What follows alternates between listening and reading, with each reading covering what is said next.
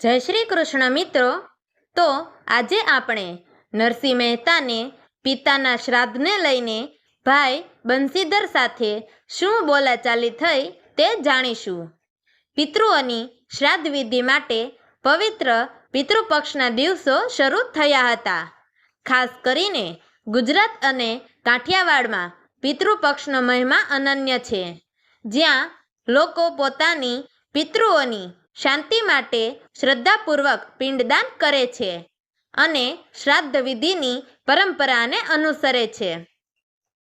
આ વિધિમાં બ્રાહ્મણોને તથા સગા સંબંધીઓને ભોજન કરાવવાની સંસ્કૃતિ અનેક પેઢીઓથી ચાલુ છે, જે પિતૃઓ પ્રત્યે શ્રદ્ધા અને કૃતજ્ઞતાનું દર્શન કરે છે।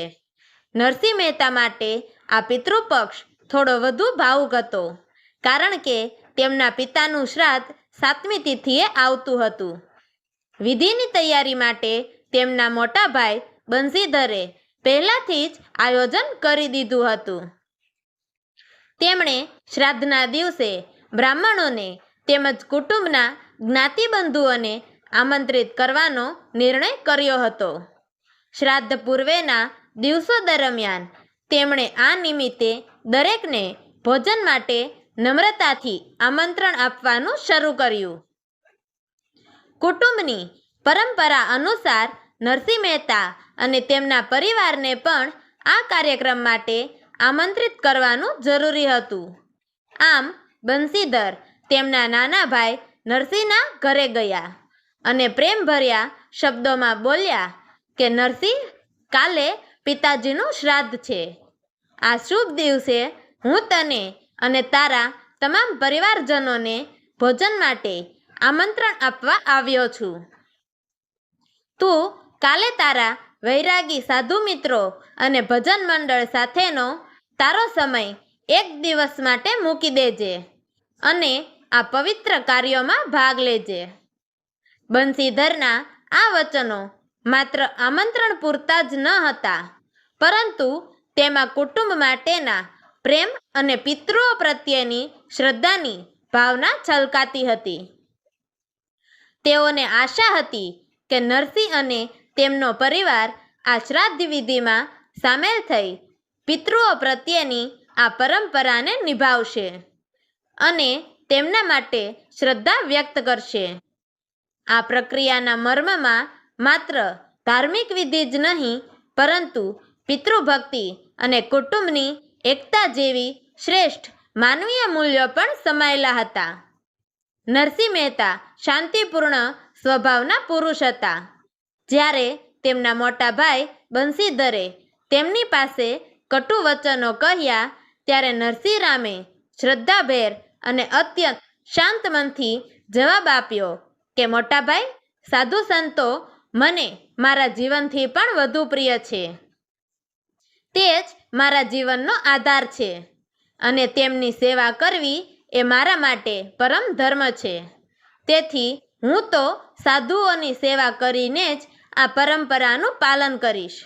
મારા ઘરમાં પણ ભગવાનનું સ્થાન મહત્વનું છે।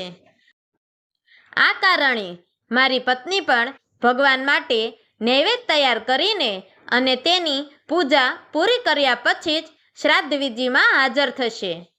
બંસીધર નરસિંહ રામના આ જવાબે ખૂબ નારાજ થઈ ગયા અને તરત ગુસ્સાથી બોલ્યા કે અરે, ભીખ માગી માગીને સાધુઓની સેવા કરવાનું તું માત્ર દંભ બતાવે છે। તારા જેવા મિજાજવાળા લોકોના શબ્દો કંઈ સત્ય નથી લાગતા। જો તું આટલી નિષ્કાળજી રાખે છે, તો પછી પિતાજીનું શ્રાદ્ધ પણ તું જ કેમ નથી કરી લેતો? તારા પાસે તો એક ફૂટી કોડી પણ નથી અને તારો આટલો ગર્વ સમજવા જેવો નથી। બંસીધરના આ આક્ષેપો સામે પણ નરસિંહે શાંત રહેતા ઉત્તર આપ્યો કે મોટા ભાઈ, જો તમારી આ આજ્ઞા છે તો હું મારી શ્રદ્ધા અને શક્તિ અનુસાર શ્રાદ્ધ વિધિ અવશ્ય કરવાનું સ્વીકારું છું। હું મારી પાસે જે ધન છે તેમાંથી 2-4 બ્રાહ્મણોને ભોજન કરાવી શકું છું। તે શ્રાદ્ધ વિધિ માનું છું। જો કે પિતૃઓના શ્રાદ્ધ માટે જે પરંપરાગત વિધિ છે, જેમાં સગા સંબંધી અને જ્ઞાતિબંધુઓને ભોજન કરાવવાનું મુખ્ય માનવામાં આવે છે, તે અનિવાર્ય છે. પરંતુ શાસ્ત્રો અનુસાર શ્રાદ્ધ એ તે કાર્ય છે જે શ્રદ્ધા અને ભક્તિથી કરવામાં આવે છે. માત્ર ભોજન કરાવવાથી પિતૃઓનો ઉદ્ધાર થાય છે એવો ભ્રમ અપનાવવો યોગ્ય નથી. નરસિંહ મહેતા દ્વારા વ્યક્ત કરાયેલા આ વચનોમાં આકર્ષક શાંતિ, શ્રદ્ધા અને વિવેકની સ્પષ્ટ ઝાંખી જોવા મળી. તેમણે જીવનના સાચા ધર્મનો માર્ગ દર્શાવતા યથાર્થ વિચાર પ્રગટ કર્યો કે શ્રાદ્ધ વિધિમાં ભોજન કરાવવું મહત્વનું છે, પરંતુ તે માત્ર એક રચનાત્મક કાર્યક્રમ નથી. તે પિતૃઓ પ્રત્યેની શ્રદ્ધા અને કૃતજ્ઞતાનું સાકાર રૂપ છે. નરસિંહ મહેતા દ્વારા અભિનયવાળા શાંતિપૂર્ણ અને વિવેકભર્યા શબ્દોમાં જવાબ મળ્યા પછી પણ બંસીધરનો ગુસ્સો વધુ બળવો થઈ ગયો. નરસિંહના વચનો તેમનામાં જાણે ક્રોધનો તોફાન સર્જી ગયા હોય અને બંસીધરની આંખો ગુસ્સાથી લાલચોળ થઈ ઉઠી. તેમની સ્થિતિ એવી બની કે ક્રોધે તેમને પકડી લીધા હોય. આ ઘટનાને કારણે તેઓ તુરત જ પોતાના ઘેર પરત ગયા અને આ સમગ્ર વાત ઝવેરબાઈ મહેતીને કહી. બંસીધરની વાત સાંભળીને ઝવેરબાઈ પણ ખૂબ નારાજ થઈ ગઈ.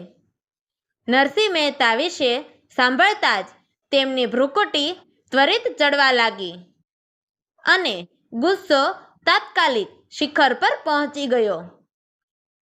પતિના મોઢેથી વાત સાંભળતા જ ઝવેરબાઈએ તેમનો કંટાળો અને ગુસ્સો પતિ પર ઠાલવવાનું શરૂ કર્યું. તેઓ એકદમ ઉગ્ર સ્વર અને કટુ વચનોમાં બોલી ઉઠ્યા કે તમે એ ભક્ત અને તેની પત્નીને નોતરવા જ શું કામ ગયા? શું તમે જાણતા નથી કે એ લોકોનો વ્યવહાર સાદો છે? હું તો પહેલેથી જ જાણતી હતી કે આ ભગત અને ભક્તાણી બંનેમાં કંઈ ધર્મ જ નથી. તેમનો ગુસ્સો અહીં રોકાય એમ નહોતો. તેઓ વધુ કહેવા લાગ્યા કે જો એ પિતાજીના શ્રાદ્ધમાં ન આવે તો તેમાં અમારું શું બગડી જવાનું? તે પોતાના દંભમાં જ જીવે છે, પરંતુ આપણું શું નુકસાન થાય છે? તમે ત્યાં ગયા જ કેમ અને તમારા જ પગ પર કુહાડી મારી? ઝવેરબાઈના આ શબ્દોમાં તેમની નારાજગી, ગુસ્સો અને નરસિંહ મહેતા માટેના અવમૂલ્યનનું સ્પષ્ટ ચિત્ર જોવા મળતું હતું. આ સંવાદે પરિવારની અંદર કટુતા અને વિમતિનું વાતાવરણ ઊભું કર્યું. તો મિત્રો, તમને અમારી આ વાર્તા પસંદ આવી હોય તો અમારી ચેનલને લાઈક કરજો, શેર કરજો અને માણેકબાઈને કેવી રીતે ભગવાનના ન્યાયમાં ભેદભાવ અંગે શંકા જોવા મળે છે અને મહેતાજીના જીવનમાં શ્રાદ્ધને લઈને કઈ મુશ્કેલીઓ આવે છે તે વિશે આગળના ભાગોમાં જાણવા માટે નીચે આપેલા બ્લેક બટનને ક્લિક કરી અમારી ચેનલને સબસ્ક્રાઈબ જરૂરથી કરજો. તો મિત્રો, અમારી આ વાર્તાને છેલ્લે સુધી સાંભળવા માટે તમારો ખૂબ ખૂબ ધન્યવાદ. જય શ્રી કૃષ્ણ. હર હર મહાદેવ.